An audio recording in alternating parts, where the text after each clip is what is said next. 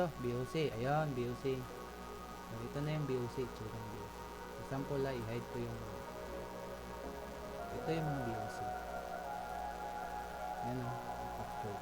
So, align pa rin siya sa road. So, kung ano yung outer ng road, doon din ang outer ng yung outer boundary niya dito.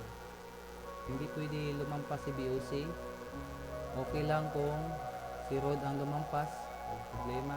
Wag lang si BOC lalabas yung kahit isang point.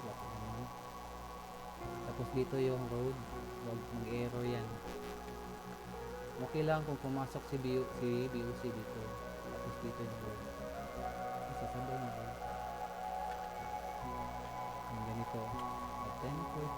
Yan dito. Yan o. Okay yan ganyan. Okay lang. Small error lang yan. Wag lang lumampas si BOC. Dahil dito sa road. Dito. Ha? Tingnan nyo ha. Mag-error. Yan should inside the road BOC. Yan ang sinasabi na yung anong gawin.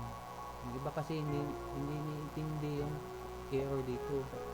Tinatanong, sir, ano to sir? Basahin mo para ma-gets yung error. Tinuturo na dyan, banda, may dilaw. So may error dyan, so dito lang banda. So lumampas si BOC. Hindi natin i-delete yan. Tanggalin natin. Dito sila. Then, topo. Walang error. So ito yan ha, BOC.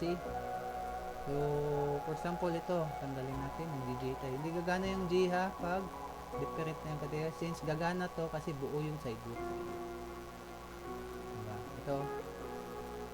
Hindi gagana kasi pag walang sidewalk dito. So gagana pa rin yung G. Kasi may sidewalk tayo ng buo. Ayan. Diba? Palitan na ng category, BOC. Diba, gumana. Except lang kung walang may putol na sidewalk dyan na hindi siya connect, hindi gagana yung G2. Same sa K. Same sa corner, round corner. Click natin. Ayan na, BOC ha. Pwede tayo mag-tilde K para makita talaga buo. Or, may mga shortcut command tayo. Ganito, F3 kayo, F3, F3, F3, F3. Then, F4, display lahat. Yung na-hide mo, kasi ang dami mong na-hide. Hindi mo mahanap, hindi mo na-uncheck pabalik. So, gawin nyo F4. Display. So, may shortcut tayo F3, toggle. So, pwede off si BOC o si road. Saka si crosswalk. Sabay yata si crosswalk saka si BOC. Ngayon, na-hide. Since wala pang crosswalk, switch naman. Ito naman ma-hide. Palit si BOC. Road saka sidewalk. F3 ulit, toggle lang, parang R. Then balik mo sa F4 kasi na-hide mo yung BOC. Display lahat. So ganun ako pag check. Hide ko muna.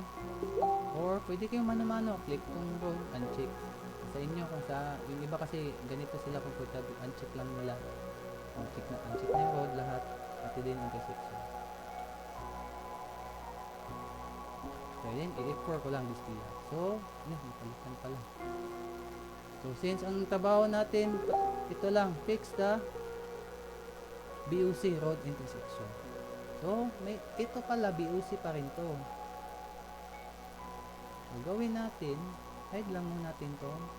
Pwede natin F3, yung sinasabi ko na, para hindi masapawan yung intersection.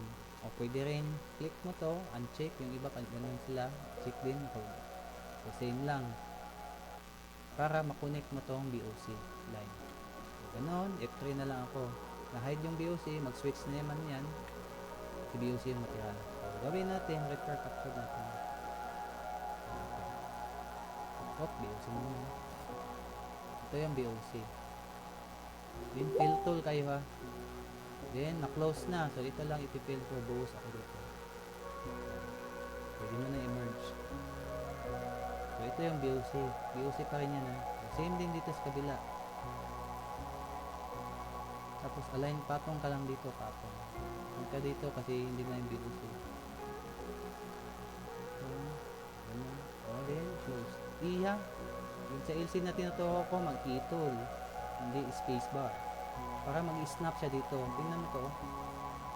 Snap siya. Same sila ng point snapping. Kabila. So, merge mo yan VLC. Then, tapos na tayo. Yun lang. Sa isa. VOC lang naman gawin. Kasi captured naman lahat to. May VOC. So, wala naman. Dalawa lang intersection dito at dito.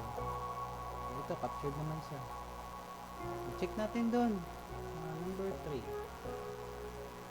Ito siya. Ayan. May instruction. These are we call intersection. We just need to fit the VOC to match or to. Ito pala.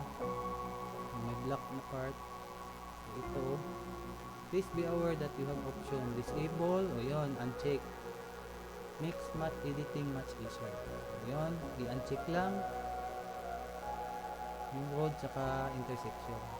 Ito yung itsura, ito yung final. Nagdugtong lang. So, pag on mo lahat, with roads, intersection, yung dalawa lang i-off mo para magawa mo yung beauty. Ito pala, final. Then next. Wala na, pasa. Walang error. Pasa. So, focus lang ano lang pinagawa dito. Kita tayo ng isa.